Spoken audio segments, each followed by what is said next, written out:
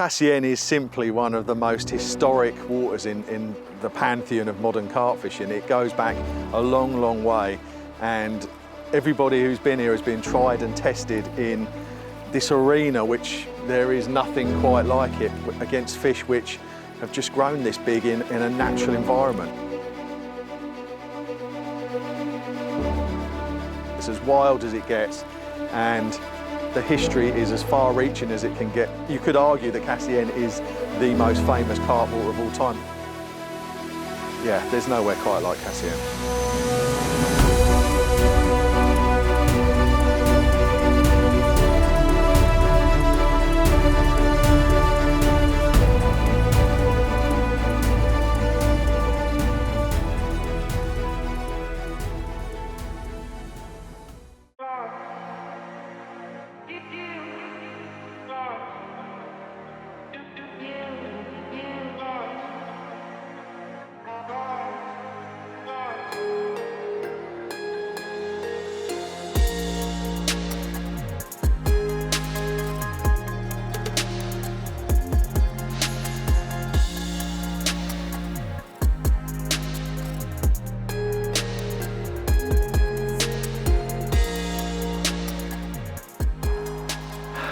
Quite breathtaking to be back on the shores of Cassien again. Fourth time that I've ever been here now, spanned over a few decades, but never ceases to take my breath away. It looks vastly different to what it has done before because the water's down so low, and the fishing, from what we're told, is vastly more difficult than usual, which is saying something. But just to be back here, sat on these old rocks, looking into this gin clear water, sun's about to set over the mountains. It's just breathtaking, and you sit here full of that trepidation of what is the trip going to hold, what kind of challenges and maybe even bounties are going to come towards Dan and myself, who knows. It feels amazing to be back at Cassien. This is my 5th trip now, and it's probably the hardest conditions we've faced, but I just can't wait to get started. Traditionally it does fish a lot harder when the water is lower, so it's going to be hard. It's not the best time of year either, but in the past we've always done quite well when we've came here, so we're confident we can get a bite, and that's all we're looking for, just one bite, and everything in here that swims pretty much is a special carp.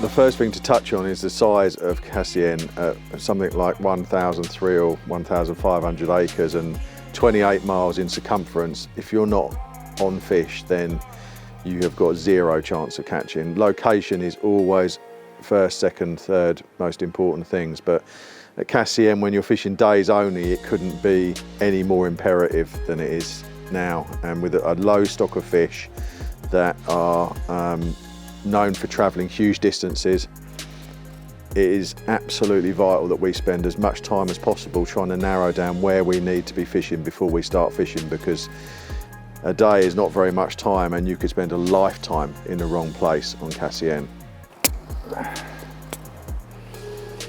One over douche. Here's the Cassien.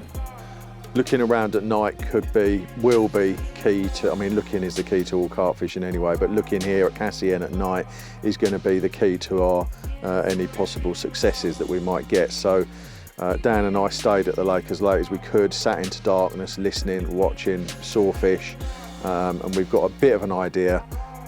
Tomorrow, first day on the lake, first day on the water, we'll be out there very early, and now we're back tying rigs, making sure the batteries are charged. It's a huge logistical thing, really, fishing Cassien. So everything's got to be charged, rigs have got to be tied, and we've got to be prepped and ready for an early start tomorrow morning. Whether we'll sleep or not, who knows? We're super excited.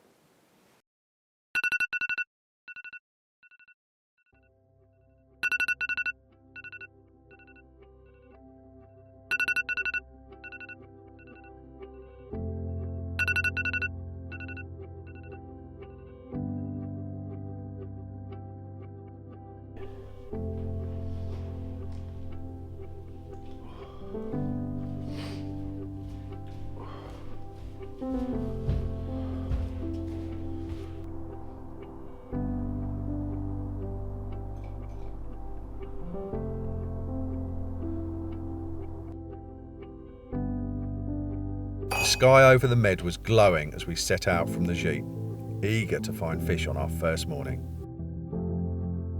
After a short drive down to the lake, we arrived at the famous Chez Pierre's restaurant, a historical meeting point for anglers going back decades. Dan and I sat on the rocks and looked out through the mist, watching for showing fish. After a while, and seeing nothing, we decided to waste no more time. We loaded all the gear into the boat and set off from the rocks into the misty, glorious November morning.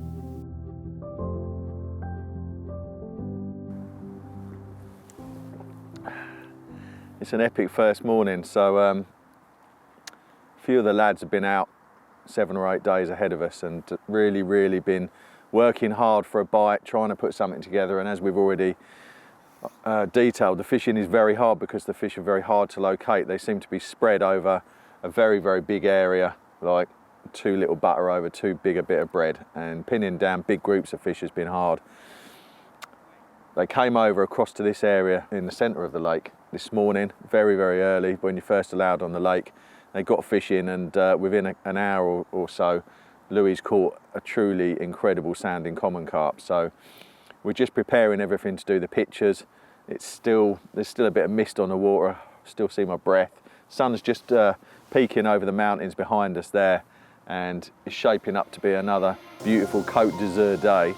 And we've got a big common to photograph, so what could be better? 55, 54.14. 54.14. Yeah. Happy days. Cassien carp are uniquely special in my opinion because they reside in something which is the pinnacle of scale and hostility in so many ways as an environment, not just as an environment for an angler but for a fish to live in. And the fish in the lake have grown to these enormous sizes naturally. Some of them might have deep bodies. It's not from eating boilies, it's from eating the abundance, the huge variety of mollusks and shellfish and crayfish and everything else that lives in this lake. I'm sure they even eat the fry as well. And you can see it in their faces, you know, they have these huge agricultural protrusible sucking tubes for hoovering up the rocks and the sand, and massive rubber lips, enormous gulf of a mouth, and they're very special carp because they're masters of this extremely wild environment and they've grown big naturally. We've just got a bit of wash coming in from another speedboat. It's quite a busy day in terms of scullers and all sorts of boat life going on, which we could do without, but I'm sure the fish are quite used to it, so try not to get too vexed by it. But so what a day it's been. Started with that just cataclysmic common. I mean, what an incredible looking creature that has just grown that big in this entirely natural environment. You look at that and you think, wow, it's got this mouth that's just made from hoovering up these things off of rocks and crunching them up. Yeah, quite an amazing fish to behold. So we're all sufficiently buoyed by that, and that obviously cancelled out all the days of blanks that the boys had leading up to it, because you just need one fish to make your dreams come true at Cassien, just that one opportunity. So we're at the start of what is hopefully a gentle arc to success. Who knows what the coming days are going to bring. But Dan and I have got fishing using the boats, using the echo sounders. We're fishing in a variety of different depths, so I spent quite a long time out in the boat having a good echo around, looking for some depths that I felt were, I mean, it's guesswork really, but there's some very deep water out here, and you've got sort of 65 feet in places, bearing in mind that the water level is now 20 foot down on its normal mark. So 60 foot, yes, that would normally be 80 foot of water, so mind-boggling really. But there are a few sandy sort of raised areas which are in the 30s, the mid-30s, so I've got a couple of rods positioned on those, one in about 30, which is this rod. And the guys actually saw a fish show about 40 yards past this rod not long after I placed it. And this rod is down here out at long range. I've taken the line out past a big open gully of water which goes down to 60 feet and then very steeply shelves up onto a massive sandy area which is very flat. I mean, you just go up and down it, and it doesn't fluctuate really between 35 and 36 feet 4 inches over an area of maybe 20 square yards, so lovely and consistent and flat. So I've got a rod there, and I've also got a rod in close in about 17 feet of water. They're all baited lightly. We're coming into snark time now. The sun's just dropping behind the mountain, and we've only got a couple of hours left of fishing anyway, but on day only waters, this is the time where you can expect to bite, so let's see.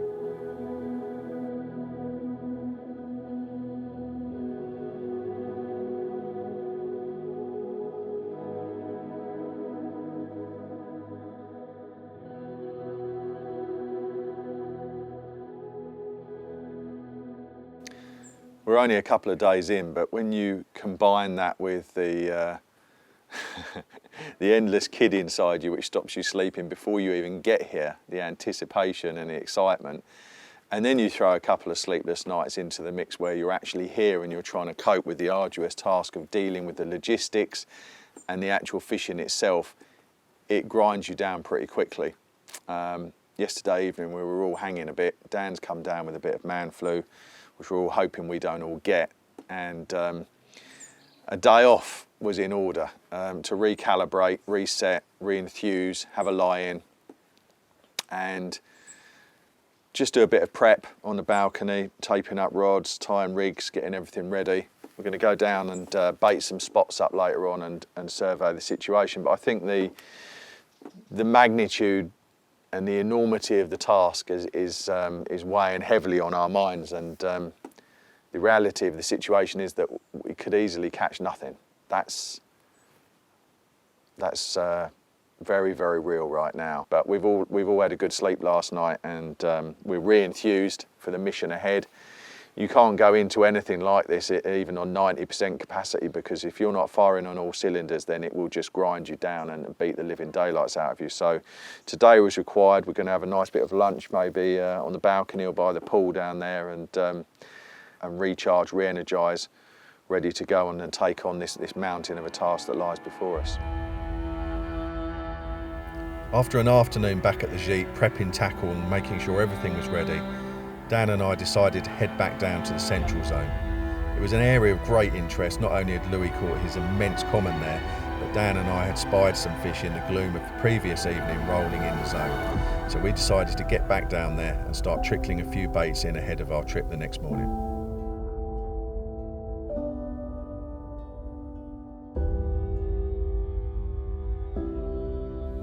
Of course, carp fishing is rarely simple, and backup plans are always useful, and for those reasons Dan and I decided to head back down to the south arm and just drift around in the sunset, bobbing, looking and listening in case the carp were down there in numbers and no one had noticed. If they were there, we wanted to know about it. As dawn broke the next day, Marcus and I left Dan battling man flu in the gîte, made our way down to the lake, and quickly found that all of our preparations had not been in vain. It's a proper nice one, isn't it? Dan's loss was to be Marcus's gain, and after days and days of effort and preparation, he finally got his reward. With the carp in the net, Marcus was over the moon.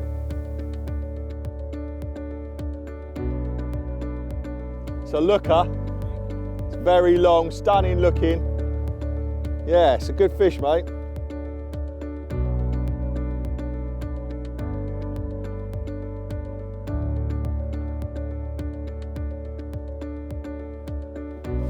But you're really glad you put trainers on it now.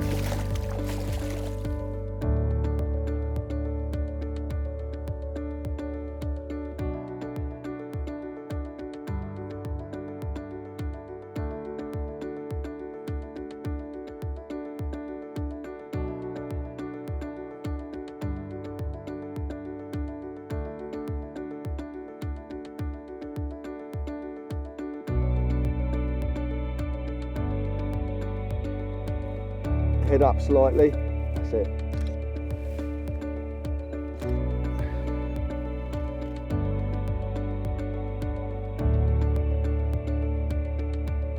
So long. Look at that scale, man. Bar, mate, look. That's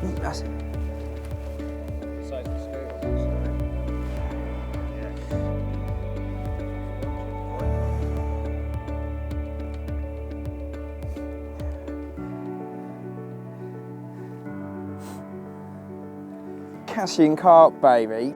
Love it. I'm absolutely ecstatic with that capture. Yeah, first proper carp and a proper looker as well, so absolutely made up. Proper peach of a carp as well, big scale on the rest of its tail. I couldn't be more happier, to be honest. It's been grueling at times. It's a very hard lake to fish, being days only and that, you know, getting up early morning, getting down the lake and then leaving on last knockings. It's a testing water, that's for sure. But I've enjoyed every single second of it. It's a beautiful surroundings. It's just a lovely place to be. Got a couple of days left, so I just have to see what happens. But I'm more made up with that capture. Yeah, that's made my trip. So if I could get another one, then happy days. But if not, yeah, it's been awesome. Well, I've been sat here for a little while now waiting for a makeup team to move in and make me look half human, but I don't think it's happening. So another preposterously early start to get on the banks of Cassien before the sun starts to come up has resulted in a bit of action for Marcus and myself. And yeah, it's draining, but it's so exhilarating. It's just incredible. So I had a bite 45 minutes after putting the first rod out, and Marcus and I were like two school kids playing it in the half dark, just trying to get this fish in. And yeah, we've got a nice short, fat, dumpy one, bright character down there in the net, which we were just in the process of sorting out. Rang the boys to come down with the cameras because we're trying to get positioned in the barrage with an underwater camera. And then Marcus had a bite. I mean, the two rods are probably, as the crow flies, probably about 200 yards apart, or certainly 150 yards apart, my rod and his rod. But it shows that there's a few fish still in the zone. We've seen one show and two fish. We're just cock a hoop. It's just fantastic. So yeah, perfect morning at Cassien. I was bang on, wasn't I? 37 and a half.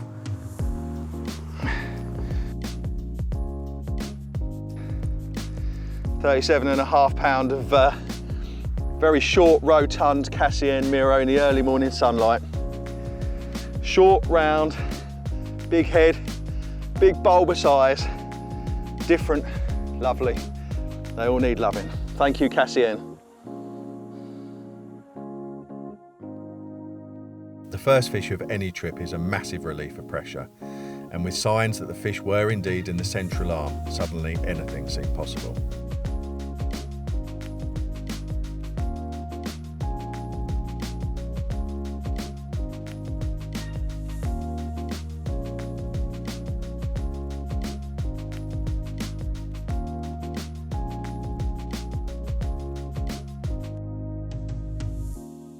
There's nowhere that I've ever fished that logistically represents the same challenges as a day on Cassien does.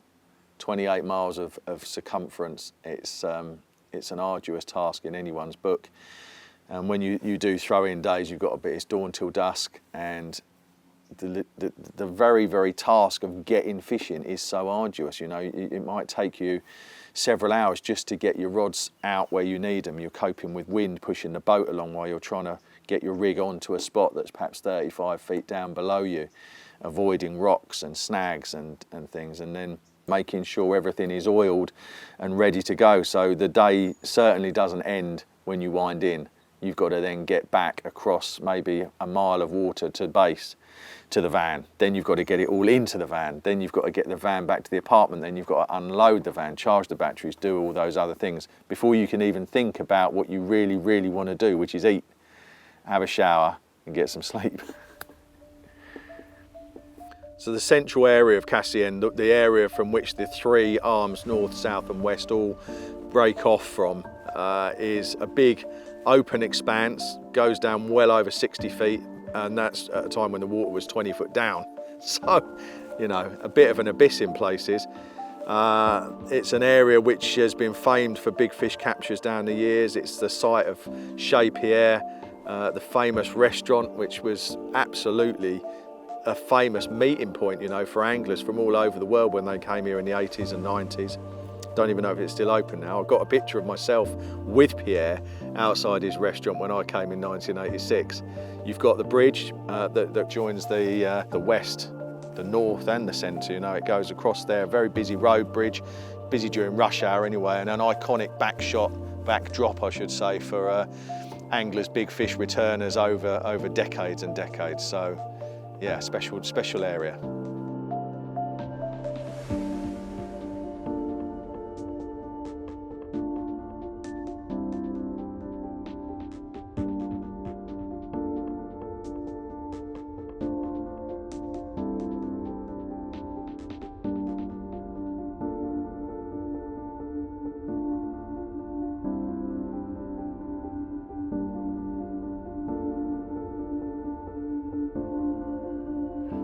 Well, it's the penultimate day. We've got maybe 90 minutes of daylight left before we have to load the boats and pack off, head back to the gîte, get some dinner, hot shower. It's all a very welcome thought, but at the moment, fully occupying my mind is the chance of a carp bite. We've got some very welcome cloud cover. First time we've had any in 5 days since we've been here. So carp fishing rules apply everywhere, I should think, so we're all kind of a little bit elevated in hope that we might get a proper daytime bite here rather than one that's on the cusp of dawn, but who knows. So I've just done my 3 rods for the last portion of the day. They all came in well and they all went back out nicely. I've moved one a bit further down around the corner just in case there's any coming up from the south arm to see if I can intercept them. But the style of fishing is it's different to what I expected. I didn't, you know, I've got spools loaded with braid in case we were towing out 400 yards, which you could easily be doing at Cassien. And I think we kind of had an idea they might be in the north arm, which is definitely that style of fishing. As it happens, we're fishing on a really, really sandy slope, and it's like fishing on a beach really. At the bottom of it we've got, I think I mentioned before, we've got a ribbon of really thick, lush weed growth, full of mussels and Lord knows what else. A lot of small fish as well. I caught one last night just after I placed my rig, a tiny little bream, about that big. The traps are set.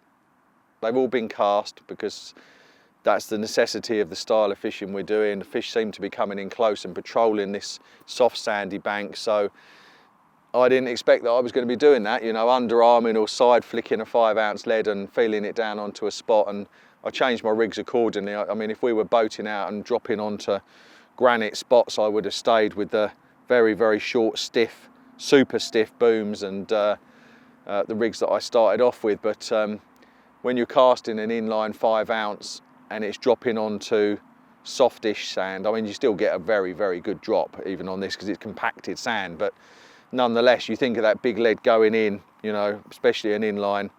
I didn't want any stiff boom coming out of the nose of the lead at all, so I substituted that for 25-pound braid, and I've got a very, very stiff curved hook section on the end, which is kind of like a multi-setup, so it's a stiff loop, so I can change the hooks. And I think that braid's just a bit more forgiving, you know, the bottom's slightly undulating, and it will prevent any issues, I think, if I went nose first into some slightly soft sand. So that's it, the traps are set. They're all just the rigs that I've been using, the hook baits that I've been using since we came, which is just a very marginally trimmed off 24mm bottom bait. And on top of that, I've put half of a pop-up. So it's really just a sight topper, really. 15, 20 baits round each one. Lines have been slackened off again, you know, I'm fishing just down the shelf. It's like English fishing, so slack line running down the shelf, fluorocarbon leader on the end. Fishing so close I haven't even got bobbins on, so not really how I imagined I was going to be fishing this session, but this trip. As I said, penultimate evening. We'll get on the road back home tomorrow night. It's been arduous, it's been hard, but you know, we're all carp anglers. You never lose that hope that all of our fishing is the foundation of everybody's fishing, that just around the corner something incredible could happen at any time. Cassien is the place where all your dreams can come true. So for me or one of the boys, let's hope the snark's out there.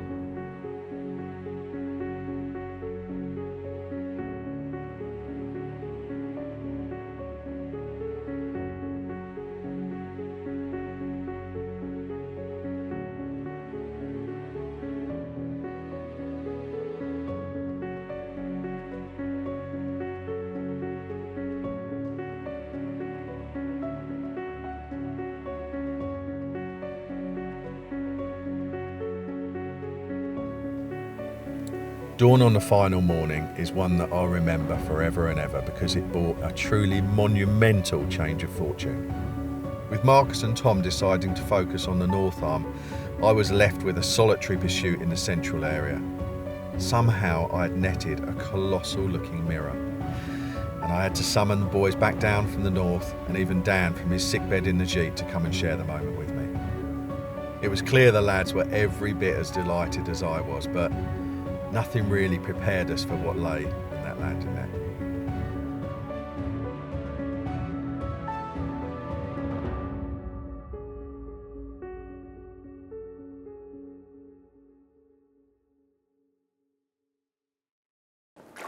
Oh, mate, that's obscenely heavy.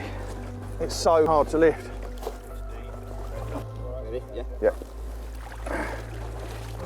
That's better. That's better. That's a 60-pounder, mate. Obscene. Look at that rudder, man. That's a big paddle, that. Quick! It's so heavy. It's obscene.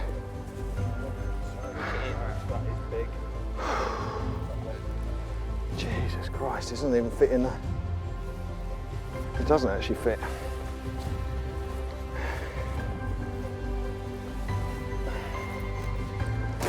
Okay.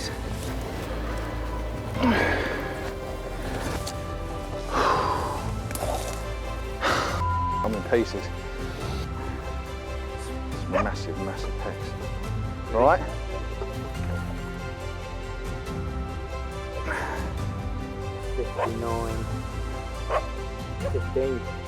$59.15, I love that. It is, yeah. That's cool, mate, that's cool. Would you say some? $59.15 is an epic weight.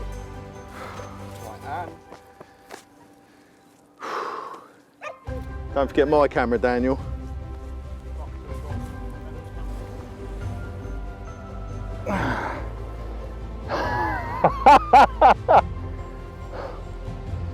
My own Cassien snark, something I've been dreaming about since I was a boy, if I'm honest.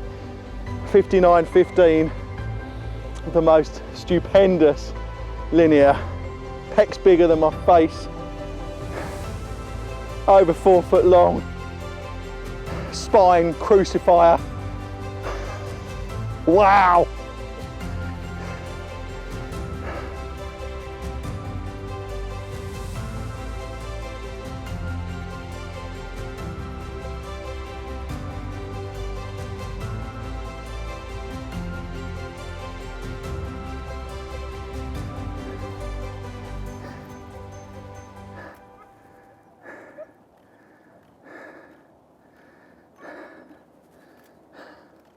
Ten seconds.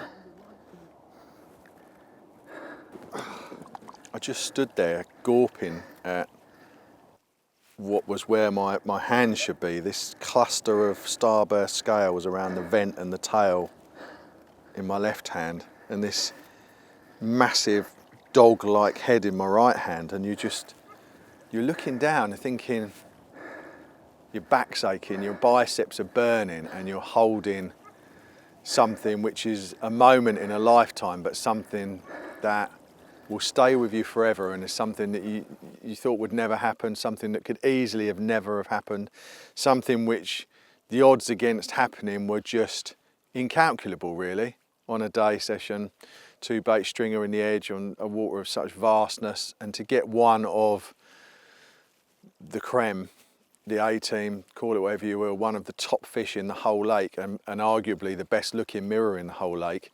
It's just, how do you script or write or explain that? It's just, you look down and you just cannot, you're just gawping at what you're holding, and to catch a fish like that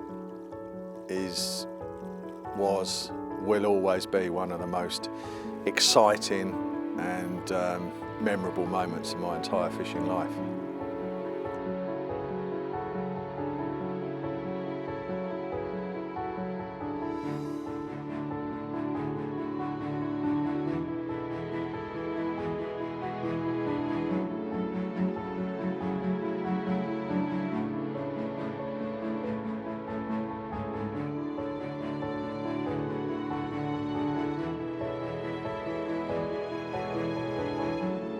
So the sun is setting now, literally and metaphorically, on our trip.